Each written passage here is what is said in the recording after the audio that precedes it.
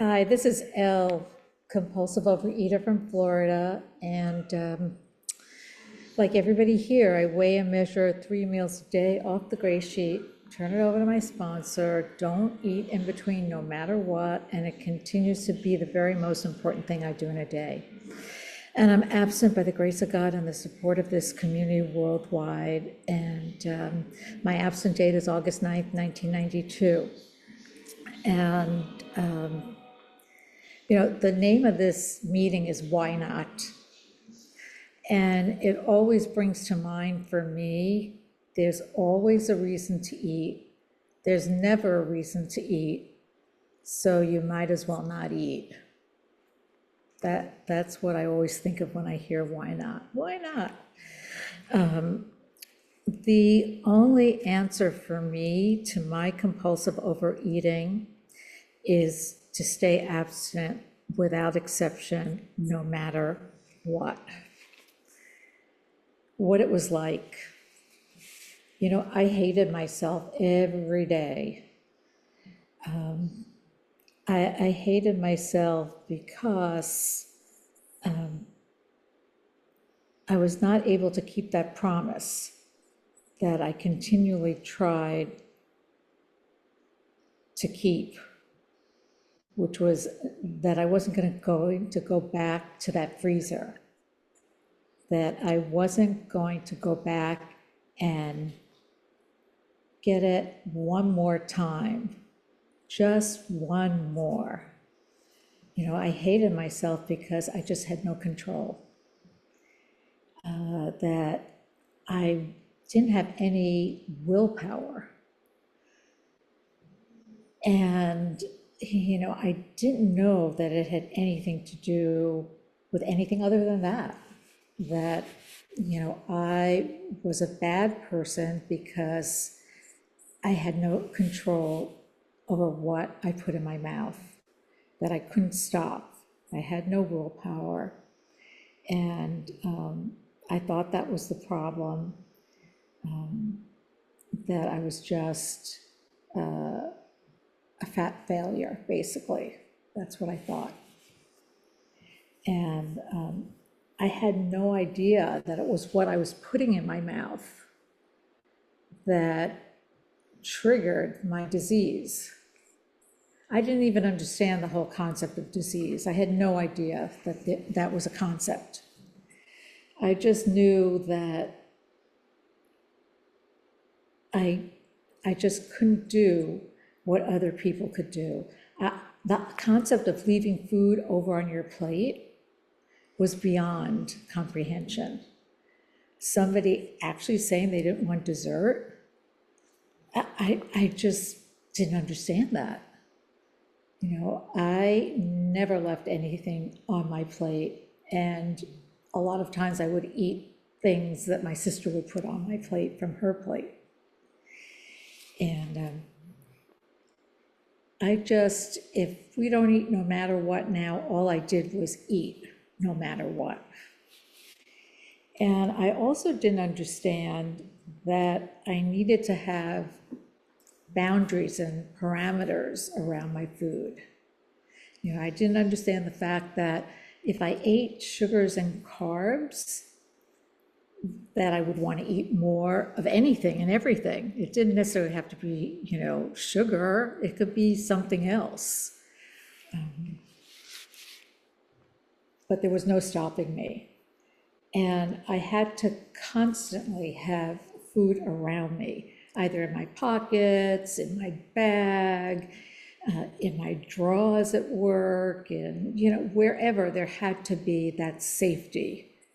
I felt that I needed to have it near me all the time. That made me feel safe.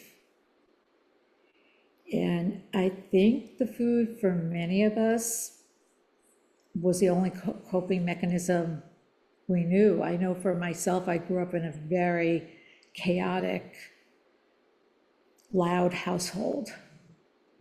And the food did what it was supposed to do for me. I feel really deeply that if I didn't have the food, my life would be a lot worse. I know that I could be, I 5 minutes, thank you. I could have overdosed on something really bad.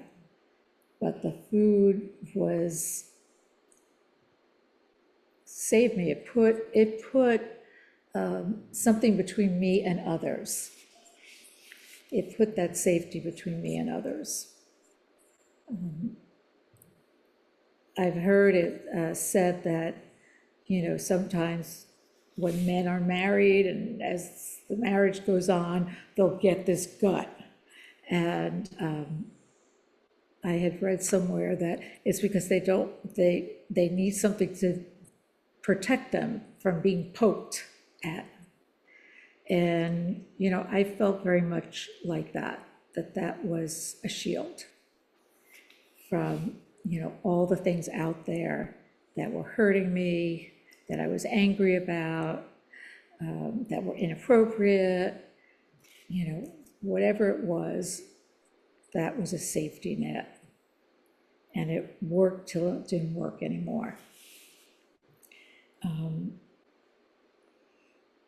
And I also knew that I could eat quantities. I knew that I could eat volume.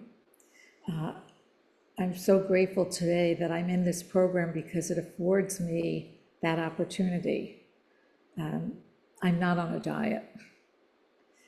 And that's why I need to be in a program like this that has those boundaries. Because left to my own devices, I would eat ad infinitum. Oops.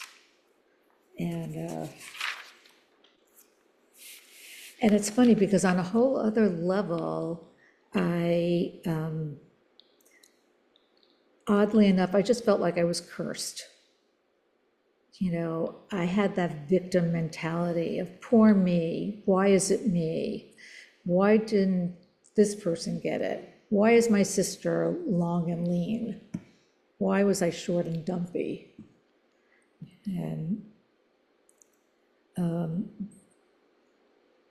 And there were days that I would look in the mirror and I would see myself, and I never saw myself appropriately. It's like I would walk past a store window and see a reflection, and I would feel huge. And then there were other times that I would feel okay. And I felt like the way I dressed at times was not always appropriate. Sometimes I would dress thinking I was thin, and other times I would dress where all my concentration was everything above my chest. And I will say, in a lot of ways, all these feelings make us who we are today. And in a lot of ways, out of all that pain, focusing on accessories and other things have made me very creative and very visual, because I had to camouflage, and I was good at it. And it certainly became part of my identity. Even when I lost the weight, I still use it. How did I find these rooms? I found these rooms not at my heaviest, I will say that. Was heavier before. I heard about OA, I think on the radio actually.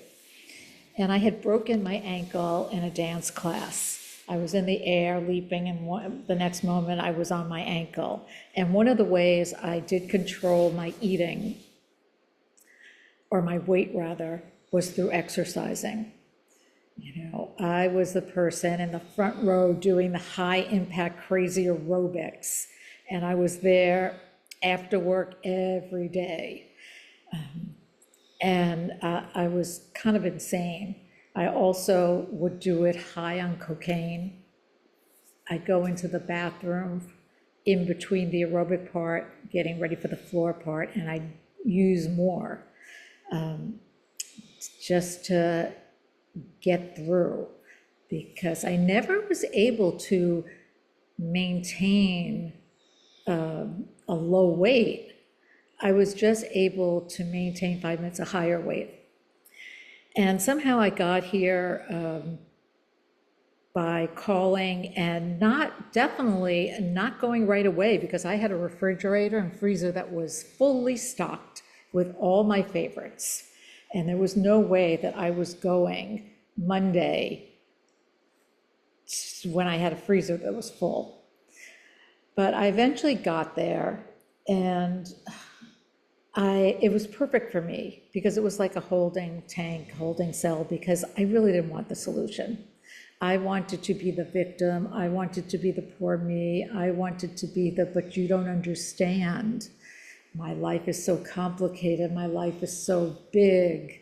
I was so important with the inferiority complex, And somehow I walked around there for about 9 months, and I heard somebody who was doing this with exception. She was very honest, but she was doing this with exception. Today she's got 20 plus years of abstinence, gray sheet. And she said, I called, and she said, you need to get to a gray sheet meeting. You need to call my sponsee, and you need to get to a gray sheet meeting. And, my reaction was, that was it. She hung up on me. What? Because when I was in OA, people indulge you, Why didn't you want to hear the rest of why I wasn't able to, put a day together? And somehow she told me to get to Jan Hus Friday night. It seemed to be the big meeting where everybody went out afterwards to this restaurant and weighed and measured together. And I got to this room, and, I always tell the story that I thought it was crazy, because August 9th, hotter than hell in Manhattan, with all the buildings and the sidewalks being really hot and the cars going up and down the street. And I got there, and it was standing room only. There's a back table, people were sitting on the back table. There were windowsills with the windows open, no AC. So I'm thinking people are crazy to begin with, that they're in this room with no air conditioning on one of the hottest days of the year. And you're hearing the car horn honk, as it's going, across town, all the cabs. And there's a fan, and it's going around, but it squeaks. And I'm like, these people are crazy, and people are crying, but they're saying things like, but I don't eat no matter what. And then somebody says, I want to kill myself, but I don't eat no matter what. And then somebody else said, I just went to dinner, and I got the corner spot, the table, and I was so grateful and so excited. And I don't eat no matter what. I'm like, oh my God, where am I? These people are really insane. But, like most of us, I wanted the next diet. I will go to any lengths to get a new diet. So I stayed till the end of the meeting, and lo and behold, they didn't say, I couldn't just grab that diet. She said, well, you need a sponsor, and she's a sponsee, and you're a sponsee, and she's a sponsor, so go together.